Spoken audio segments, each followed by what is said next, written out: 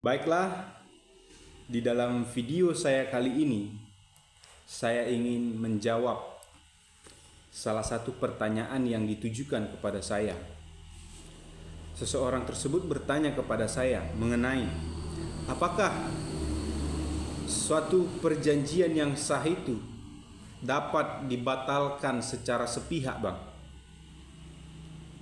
Karena saya membuat suatu perjanjian dengan seseorang dan orang tersebut secara sepihak membatalkan perjanjian itu tanpa kesepakatan dari saya. Apakah perbuatan tersebut sah di mata hukum atau tidak?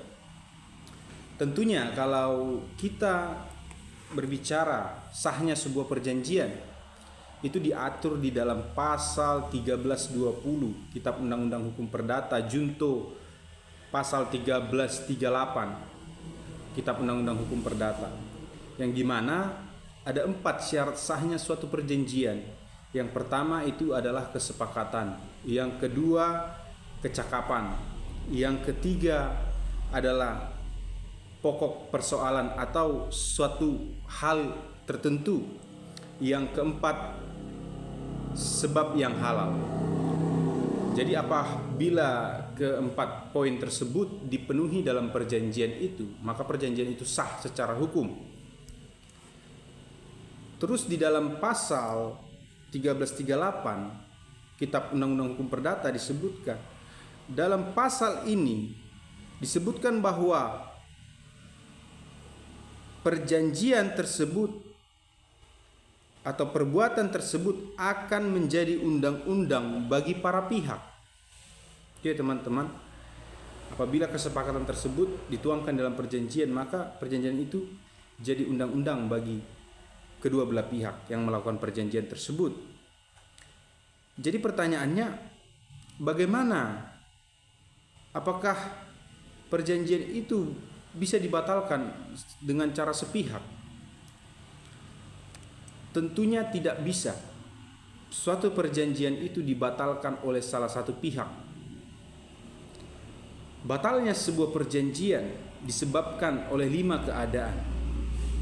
Yang pertama, yaitu adanya putusan hakim. Adanya putusan hakim yang telah mengakhiri perjanjian tersebut. 2, musnahnya objek yang diperjanjikan. Misalnya, objek yang diperjanjikan tersebut adalah sebuah rumah. Rumah itu berada di tepi pantai. Tiba-tiba musibah datang tsunami, sehingga rumah tersebut yang menjadi objek dalam perjanjian musnah. Itu dalam keadaan force majeure. Jadi musnahnya objek dari perjanjian. Yang ketiga, kadaluarsa.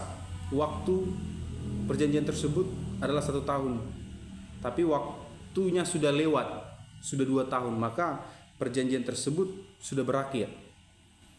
Yang keempat adalah kesepakatan kedua belah pihak untuk tidak melanjutkan perjanjian tersebut. Kedua belah pihak telah sepakat untuk tidak melanjutkan poin-poin di dalam perjanjian tersebut atau perjanjian itu sendiri. Yang kelima adalah prestasi selesai.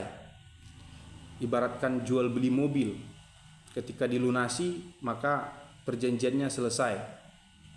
Jadi itu ya teman-teman yang dapat saya jelaskan di dalam pertanyaan ini.